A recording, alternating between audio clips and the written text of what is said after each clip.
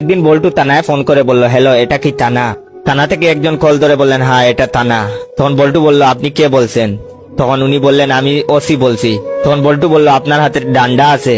তখন ওসি বললেন, হ্যাঁ আছে। তখন বল্টু বলল, তাহলে ওটা নিজের পাশায় ঢুকিয়ে দিন। বলেই ফোনটা কেটে দিল। ওসি সাহেব চুপচাপ করে রইলেন। একটু পর আবার ফোন তুলতেই প্রশ্ন, হ্যালো, এটা কি থানা? তখন ওসি সাহেব বললেন, হ্যাঁ এটা থানা। তখন বল্টু বলল, আপনি কে বলছেন? ওসি সাহেব বুঝলেন সেই বিচ্ছুটাই। ওসি সাহেব সাবধানে জবাব দিলেন, আমি ওসি বলছি। তখন বল্টু বলল, আপনার হাতে ডান্ডা আছে? তখন ওসি সাহেব বললেন, না নাই। তখন বল্টু বলল, বাহ, একবার বলতেই ঢুকিয়ে নিয়েছেন, সাবাস।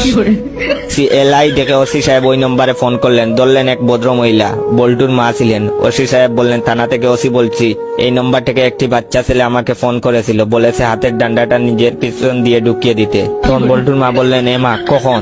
তখন ওসি সাহেব বললেন, মিনিট 10 আগে। তখন বল্টুর মা বললেন, সিসি বের করে ফেলুন, বাচ্চাদের কথা কেউ সিরিয়াসলি নেয়, শুধু শুধু 10 মিনিট কষ্ট পেলেন, বাড়ি গিয়ে একটু মলম লাগিয়ে নেবেন কিন্তু।